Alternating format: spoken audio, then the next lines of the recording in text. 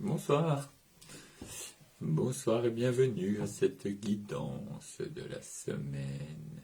Donc on commence à 22h33, mais de toute façon, pour toutes les personnes, c'est-à-dire la très grande majorité qui regardent en différé, ça ne change strictement rien. Donc mon temps présent n'est pas le temps habituel, mais pour vous, c'est toujours le temps habituel. Donc finalement, le temps est toujours très très très relatif, comme d'habitude. Euh, eh bien, on attend. La semaine prochaine, évidemment, ça reprend à 19h33, même heure que d'habitude. C'était juste qu'il y a eu un petit changement d'emploi du temps. Voilà, des priorités. Enfin, des priorités. On prend des priorités. On se pose des priorités. C'est pas qu'on n'a pas le temps, c'est qu'on prend pas le temps. Et là, j'ai pris le temps d'autre chose. Voilà. Hello, bienvenue, première personne de cette soirée. Donc, on va commencer rapidement. On va commencer rapidement. Quoi d'autre? Je dirais bien des choses, mais après, il y a des personnes qui vont arriver après. Du coup, mais c'est pareil pour celles qui regardent en différé, ça n'a aucune importance. Donc, pour qui est-ce que je parle là? Pas pour les personnes qui ne sont pas là, pas vraiment pour les personnes en différé, en fait, pour personne. Pour moi, bon, je me suis déjà assez entendu, ça me saoule un peu. Donc, je parle dans le vide. Bavardage social, bavardage mondain. Du bavardage mondain. Voilà, je meuble, je fais potiche. C'est intéressant, c'est passionnant. Vraiment, la vie est passionnante. Allez, on commence. Les autres n'avaient qu'à être là. Les absents ont toujours raison. Et oui, toujours raison. Voilà, donc la semaine dernière, cette semaine qui vient de passer, importante avec l'IF, le gamme de la mort, le dernier, enfin des 20 réguliers, le dernier des 20, est vraiment faire mourir quelque chose. Donc voilà. Salut Christelle, salut de l'Idoléron. Vraiment, voilà, comme d'habitude, j'ai oublié de dire qu'il allait y avoir une coupure, comme souvent, donc il y a une coupure. Prochaine fois, il faut vraiment que je pense à dire il va y avoir une coupure, comme ça il n'y en aura pas. La mort. Donc cette semaine, faire mourir quelque chose, c'est bien parce qu'il y a des choses qui arrivent, hein, des choses qui me sont arrivées, deux manières de le prendre, dire ah non c'est pas vrai encore, ou alors dire ah merci, merci, ce qui m'arrive comme ça, je laisse bien mourir et merci pour la leçon. J'étais un peu dur à la comprenance des fois, un peu dur d'oreille, un peu breton, comment tête dure. Donc voilà, ça, au bout d'un moment on comprend, au bout de quelques fois on finit par comprendre. Donc merci à toi Lif. J'allume un encens. Tout simplement, c'est pas la peine de faire des grands salam alek. Simplement, j'allume un encens. Et sa petite fumée subtile. Enroule Lif, le remercie et l'accompagne vers le point de départ, qui est le point d'arrivée. La ligne de départ est souvent la ligne d'arrivée. Orelsan. Aujourd'hui, un livre, l'enseignement de Seth. Donc Seth, ça n'est pas le dieu égyptien Seth. Hein, donc c'est une canalisation. C'est un canal, en fait, c'est un vieux livre, ça date des années 70, 60 même. Les années 60, début 70, mais plutôt années 60. Et c'est une personne qui s'est mise à canaliser, qui s'est mise à canaliser une entité. Alors évidemment, vu comme ça, moi c'est quelque chose qui m'a toujours avec des pincettes. Ce livre-là est venu vraiment. C'est un livre très important pour moi, qui a vraiment été très important, parce que la personne, en l'occurrence Jane Roberts, n'avait aucune envie de canaliser quoi que ce soit. Elle a fait des tests et des tests à n'en plus finir pour essayer de se persuader que c'était pas du tout une autre entité qu'elle canalisait, mais que c'était une partie d'elle-même. Donc voilà, c'est pas quelqu'un qui revendique haut et fort. Ouais, moi je suis canal, je suis en relation avec les 7 lumières arc-en-ciel de chez ma grand-mère, etc. Blablabla. Bla, bla, bla. Non, non, non. Alors ce qui est vrai pour certaines personnes, ceci dit, tout à fait. Mais c'est comme les frites McCain, c'est ceux qui en parlent le plus, qui en mangent le moins. Et comme je dis souvent au Mexique, dans toutes ces années et toutes ces cérémonies que j'ai fait, et beaucoup, les chamans, j'ai rencontré pas mal de chamans, chamaneux, hommes et femmes, hein, qui ont un vrai pouvoir, et on le sent ce pouvoir. Mais elles ne disent rien. Ils disent rien, laisse passer. Mais on sent le pouvoir. Des fois, salut Brigitte, des fois en Occident, on rencontre des gens qui ont un certain pouvoir, voilà. On va pas faire des échelles, mais bon. Mais alors qu'ils le montrent, oula, oula, blablabla. Bla, bla, bla. Donc, c'est un gars, enfin, voilà, pour moi, c'est un vrai gage de sincérité, de ne pas vouloir canaliser quoi que ce soit, mais bon, ça s'est fait. Et quand c'est arrivé, quand ce livre est arrivé, il a bien remis en place certaines choses qui chez moi étaient prêtes, et clac, tout s'est bien mis en place, donc il est vraiment, vraiment un beau livre. Alors, on va en prendre une page, alors il est très très épais, il y a un premier livre, hein, ça c'est l'enseignement de 7, c'est le deuxième, il y a le livre de 7, le premier, où vraiment elle se met en place, là c'est déjà mis en place, et en fait c'est lui, c'est cette entité qui a écrit ce livre, il traduit direct, et il organise son livre facilement. Entre parenthèses, pour lui évidemment le temps linéaire terrestre n'a pas d'existence, il se balade dans le temps avec une facilité qu'on a du mal à saisir, mais des fois on saisit un peu quand même, et ça c'est chouette, le temps est complètement volatile. Donc je vais ouvrir au hasard et vous allez me donner un numéro de 1 à 10. Et comme ceci, j'ajouterai à la page où je suis. Et on y va, c'est parti. C'est parti, c'est parti. Alors les personnes qui regardent en différé, c'est plus la peine. Là pour le coup, c'est plus la peine puisque c'est déjà fait. Après, le temps n'existant pas, peut-être qu'en mettant un numéro après, il va peut-être se passer des trucs. Merci Brigitte. Les autres personnes qui regardent, oui, non, oui, non, oui. Avec mon numéro. Personne d'autre. Dans la petite bulle de discussion. Voilà, donc les personnes qui regardent en différé, si vous voulez mettre un numéro, mettez-en un après. Enfin, au moment où vous êtes là, dans votre temps à vous. Parce que moi je dis après, pour moi c'est après, mais pour vous ça n'a pas de sens puisque c'est maintenant. Alors on y va comme ça. Personne d'autre. Pas de regret. Retour en chef, une fois, deux fois, trois fois, adjugé. Et cette fois-ci c'est adjugé, pas comme la semaine dernière. Il faut que j'arrête de faire l'exception tous les 5 minutes. Et l'exception confirme la règle, la grammaire française. Et pile poil un début. Parfait. Je vous lis. Donc chapitre 17. Probabilité, la nature du bien et du mal, le symbolisme religieux. Tel sera notre prochain chapitre. Le dogme chrétien parle de l'ascension du Christ, ce qui implique une montée verticale. Le développement de l'âme est souvent évoqué en termes de direction. Progresser est synonyme de montée, tandis que l'horreur et la punition religieuse, l'enfer, est considéré comme le fond de toute chose. Le développement est donc défini comme une direction orientée de manière exclusivement linéaire.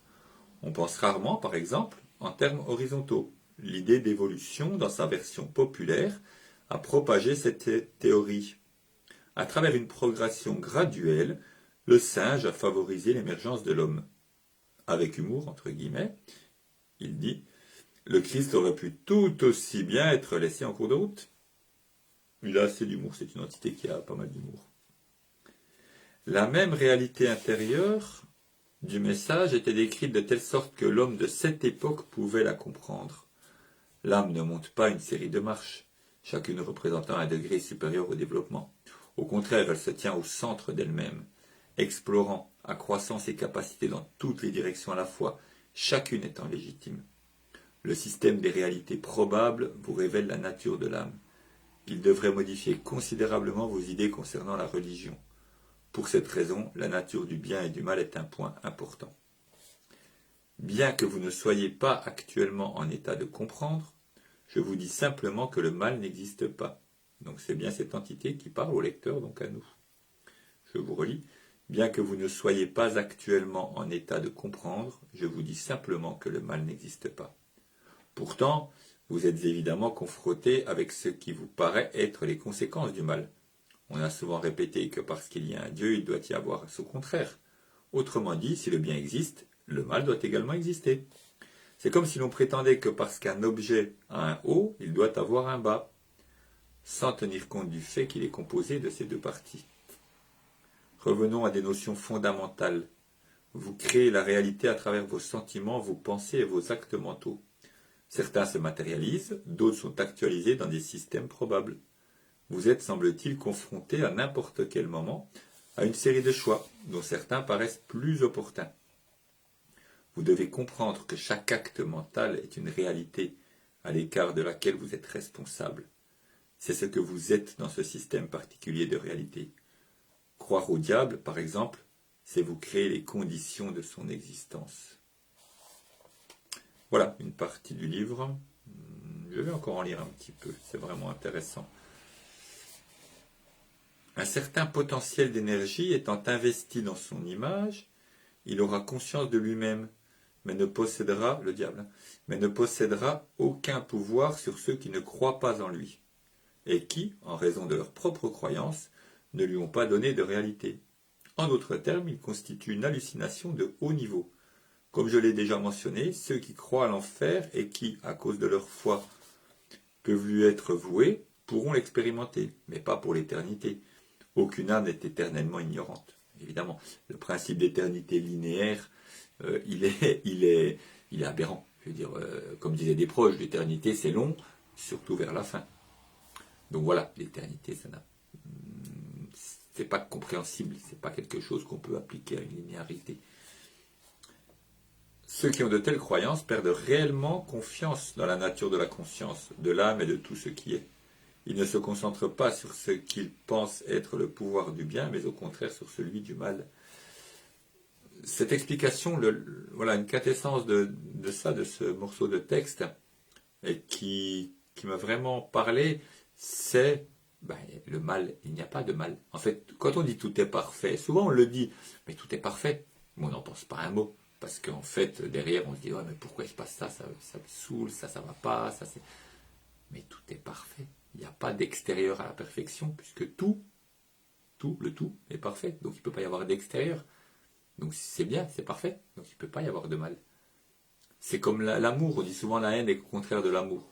La haine n'est pas du tout le contraire de l'amour. L'amour, c'est tout. L'amour, c'est le ciment du monde.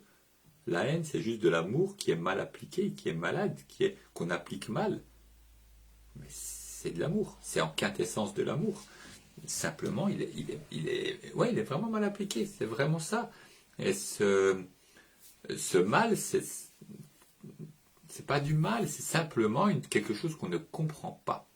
Et vraiment, on en revient souvent à ça, au même point. Comprendre qu'on ne comprend pas, c'est déjà un grand pas. On ne comprend pas, on est des humains. Et il le dit d'ailleurs au début, il dit, vous ne pouvez pas comprendre ça. Pour l'instant, dans votre état, vu ce que l'on est, il y a des choses qu'on n'arrive pas. On n'est que humain, donc on n'arrive pas, mais il y a plein de choses, tout est accessible. En fait, tout est accessible, mais il y a certaines choses inaccessibles. Mais ça fait rien, c'est accessible quand même. Ça ne veut rien dire, évidemment, et c'est ça qui est important, c'est que ça ne veut rien dire. Parce que si ça voulait dire quelque chose, c'est le mental.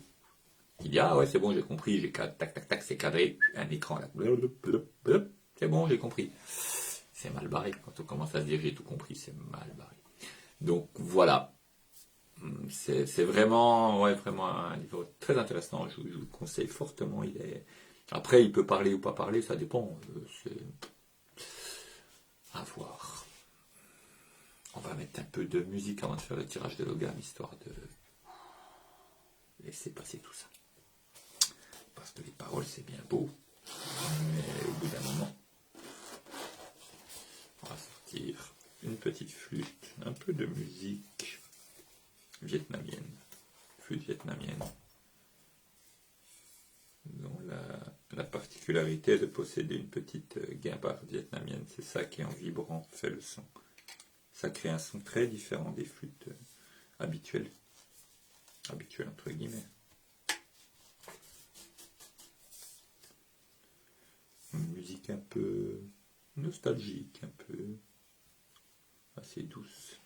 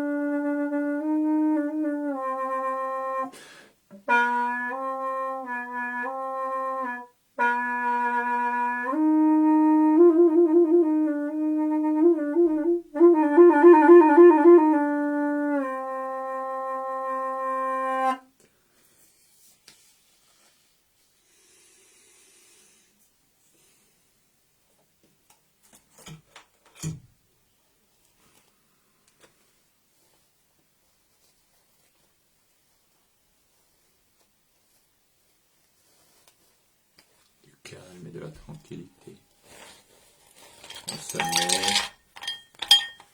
dans l'optique de la semaine, dans l'optique de recevoir un message, un cadeau. On aime faire des cadeaux. Alors pourquoi n'aimerions-nous pas recevoir? Savoir donner, savoir recevoir.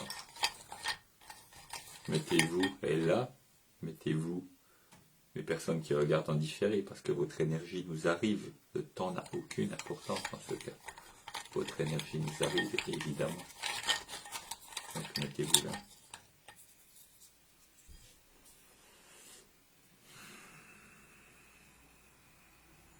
Le premier de la dernière série des spéciaux, 3 couleurs, le seul avec plusieurs couleurs, une croix, et 3 couleurs. C'est le bosquet sacré.